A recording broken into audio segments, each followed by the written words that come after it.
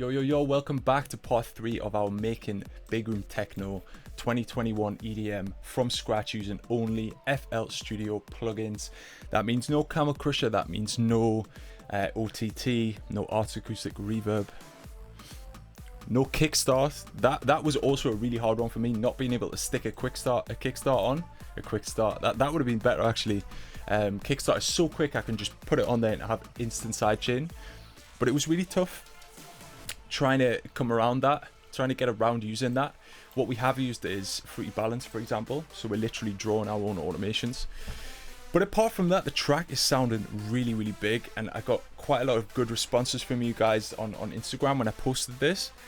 It's sounding really good right now. We've got probably 2 episodes left. This one we will be just doing all the fine tuning because, you know, I like my atmospheric stuff, my ear candy. I think ear candy's one of the most important things and differences between a new producer and somebody who's been doing this, you know, 10-20 years, right? So that's what we're going to do today, make the track sound more professional. After that, we're going to do the mastering and the final mix down and stuff in the final episode, and then I will release this FLP for you guys on my Selfie page, because this one is literally accessible for everyone. As long as you have the up-to-date version of FL Studio, I'm sure you all do, because I know you all buy it. Yeah. You should be able to open it because it just uses only FL Studio plugins, so you won't have any problems. In addition to that, I have a new project file out for sale right now. It is one of my ID tracks, which I just never got time to finish, and I won't finish it at this point. So I thought, why not give it to you guys to take, you know, the sounds from, develop it and use in your own tracks and help you kind of learn how I put together a track, because I made this track specifically for me to release about a year ago. So it's a little bit different to the other FLPs and stuff, but I will put a little snippet in now to show you what it sounds like.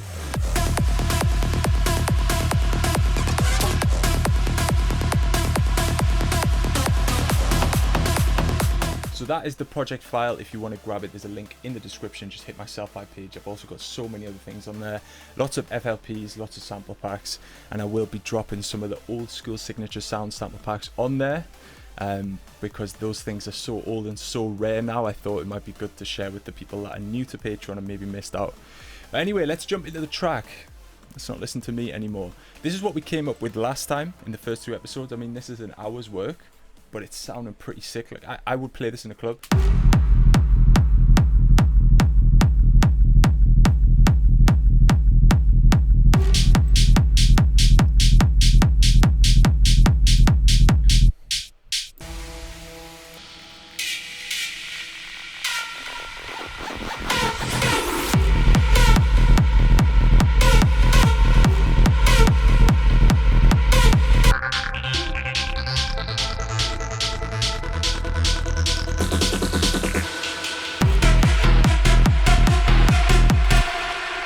This is the drop that I want to focus on, because I don't think this drop is cool enough. It's good, it has good energy, but like content wise, I don't feel like it hits enough.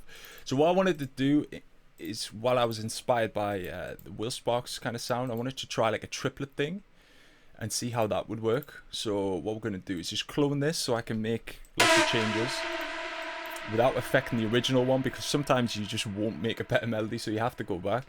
So let's try a triplet pattern right now. Oh, I already know this is going to be sick.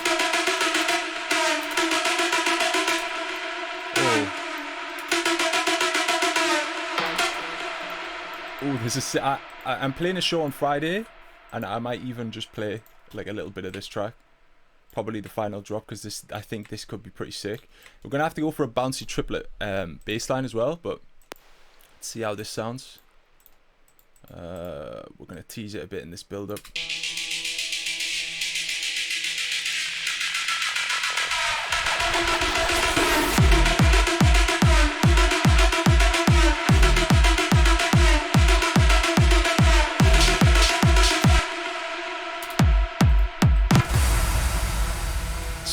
Now we either go for a bouncy bass or we go for like a triplet side trance.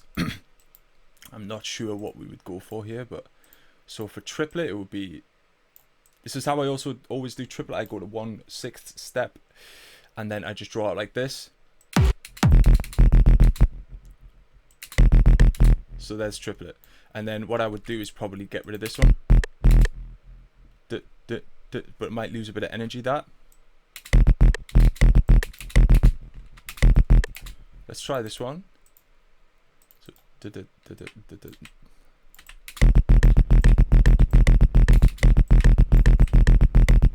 is a little bit different. Let's try that.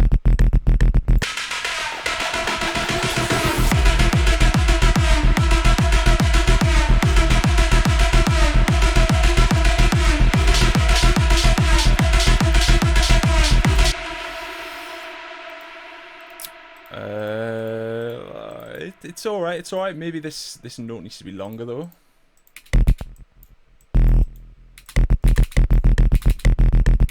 Like that.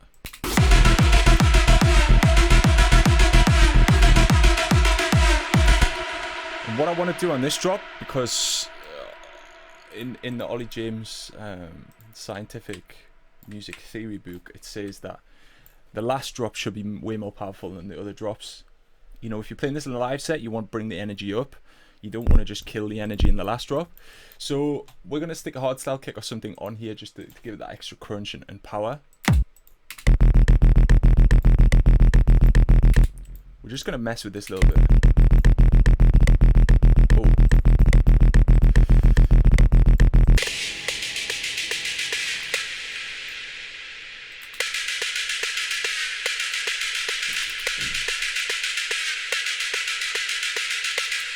Right, so yeah, what we're going to do is just have this continue and maybe do a double note here.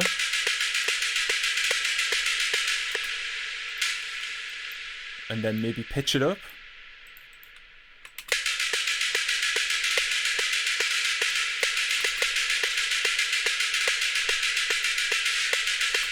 Yeah, so we're going to do that.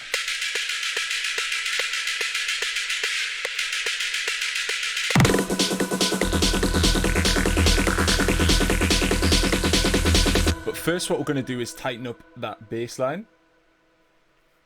Let's look for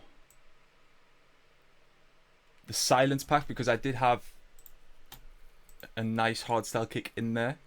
See if we can find it. Amazing, perfect. So it was 140 or 138 BPM, I think.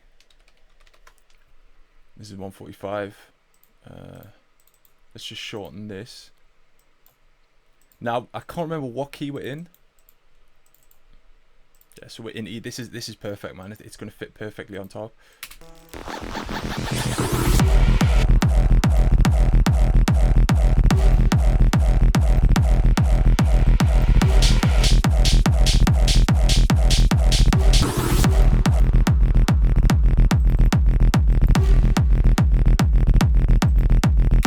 It needs to be a bit shorter though. So what I'm going to do is just do a bit of volume automation. I need to remember that I can't put any third-party stuff on because it's been a while since I worked on this last. So shout at me in the comments if I cheat, and let's just do this, and that'll allow you to shorten the sample itself depending on how strict you want the bend in the automation. That's tighter, and it adds more. Like if you have the full kick pattern, the full hardstyle kick, it's going to sound like quite flat and energyless. See how tight that is now, and it just provides that extra punch that we need. So let's try it with the lead.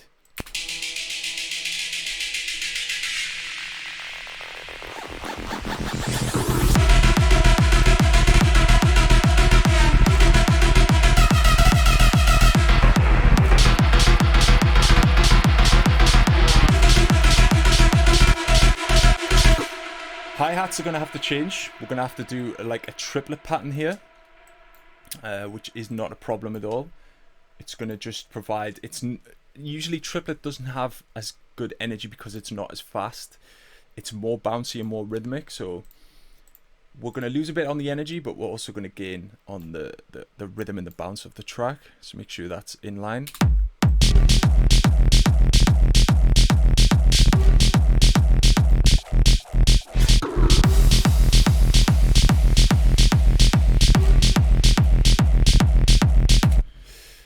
we can mess with the bass line as well.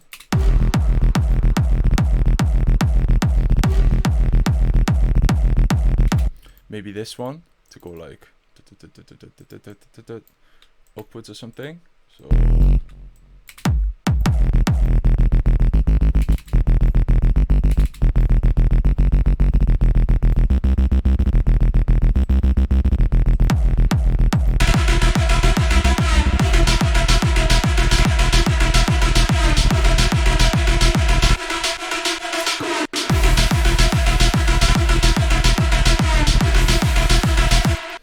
So the final thing we need to do is mess with the pitch here. I'm just going to right click and create an automation clip, and we're just going to pitch this one all the way to the top. Maybe not that high because it might sound too squeaky.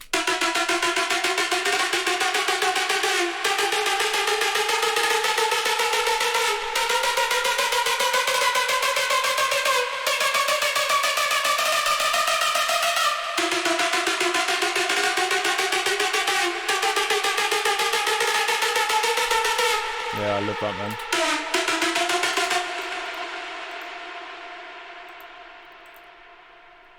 So what I'm doing here is just creating another automation clip so it can have a little bit of pitch in the first part as well.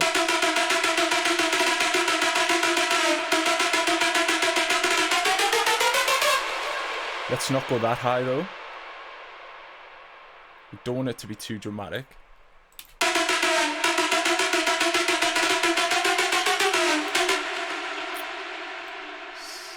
Just do that.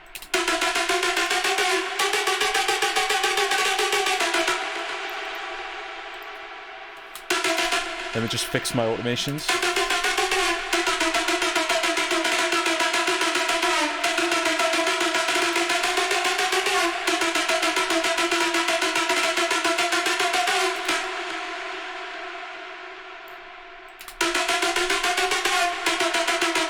Yeah, I like that.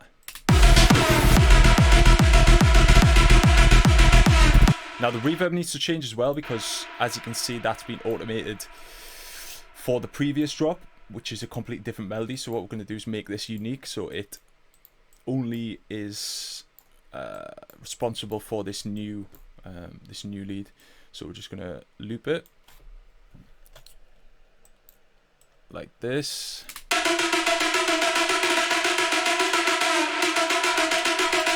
So we don't need that one there, to be honest.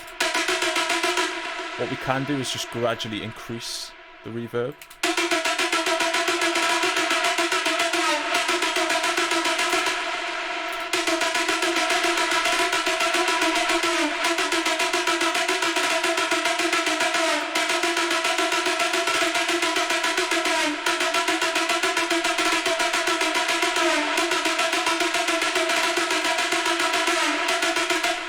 Provides so much to a drop, like automating the reverb and stuff. Doing as many automations as you can is a great way to keep the track interesting, because EDM fans get very bored very quickly nowadays. So you want to do all these little things to just add movement and add complexity to your tracks. You don't want to be one of those guys who makes, you know, basic ass stuff.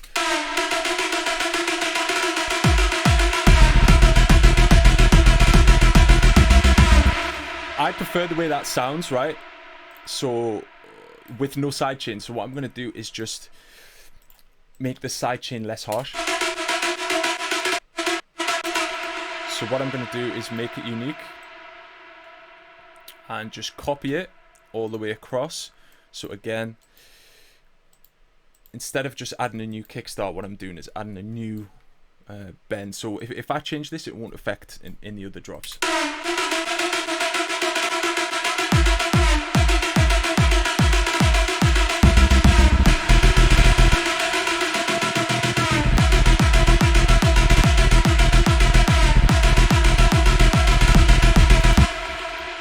Now the same, it sounded a little bit weird actually, and this is why, because what I've done is automated it on the offbeat kind of pattern, but now because I've got triplet, I need to automate it in the triplet pattern. So I'm just going to move this bar along, and actually I do want to hear that first sound. So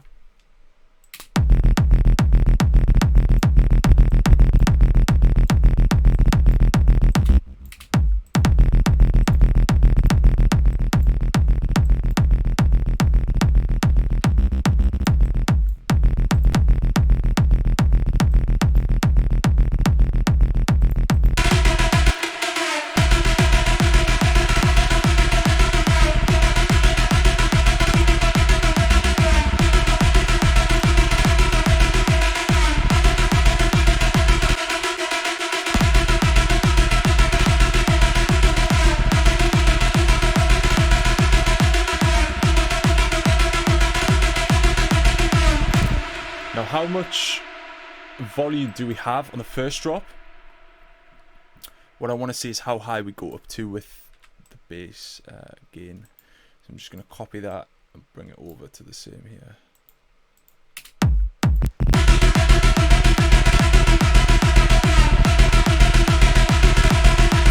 Now let's bring the hardstyle kick in. We'll also move this shot as well, so that it connects better. Like that.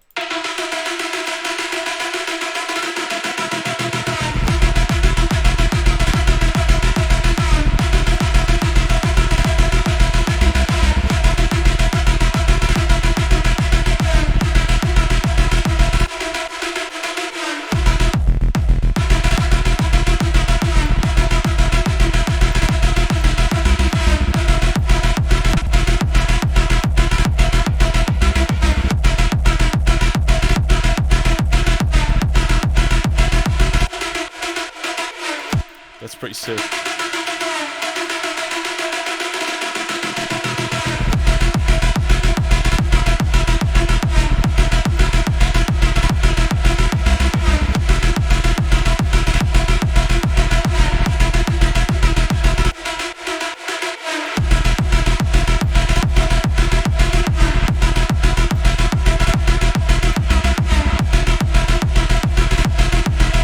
What I'm doing here is just making this either tighter or less tight, so more loose.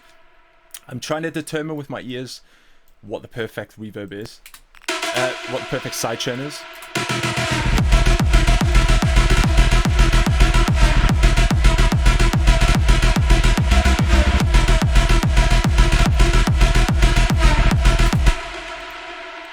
The hardstyle kick can be a bit louder, I think.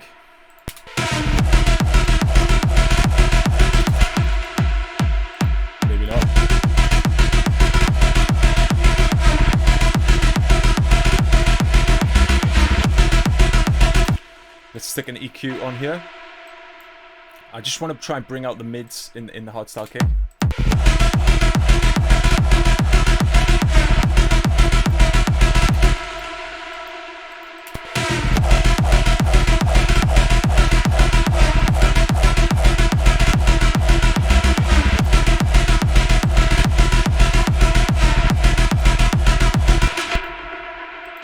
Let's see how it sounds.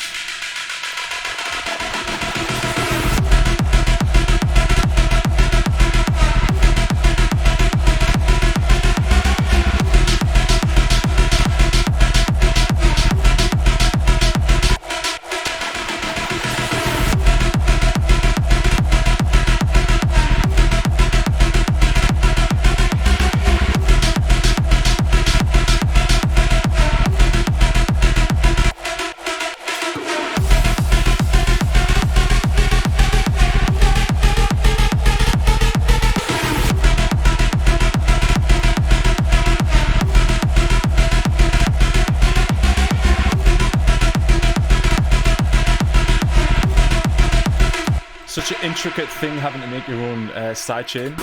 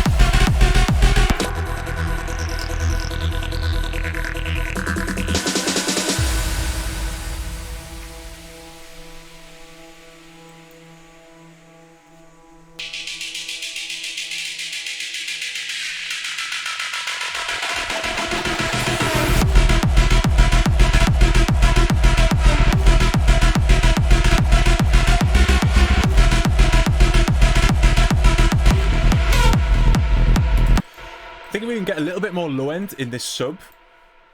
The sub's pretty good in the first drop, but the sub kind of lacks in this drop because obviously triplet, you know, less notes.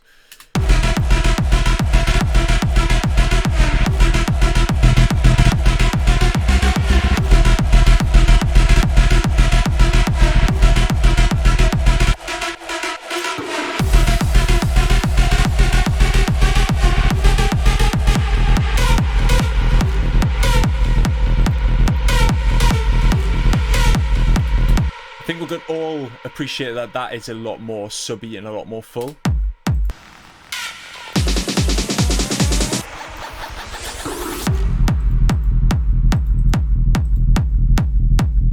Much more warm.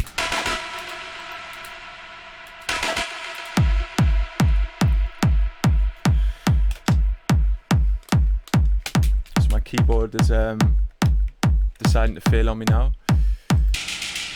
But drop 2, yeah, let's call this drop 3 because that's more of an intro drop, but I think you can class it as a drop because that would go off live.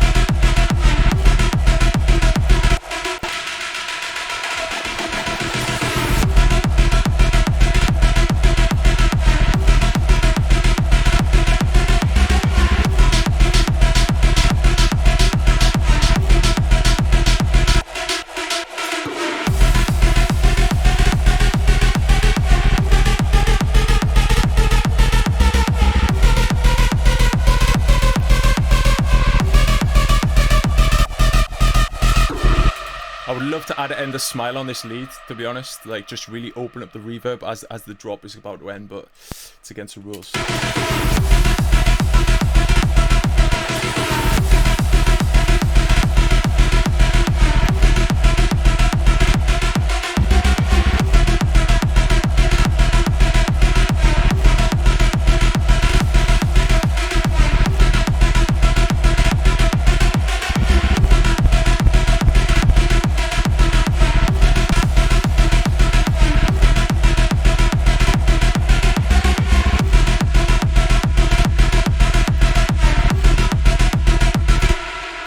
The automation looks weird, but what I want is the first bass shot to come through a bit, but kind of not be there fully because the kick's there, right? But I still want it to sound like there is a first note there, rather than just have 2 notes, this kind of thing.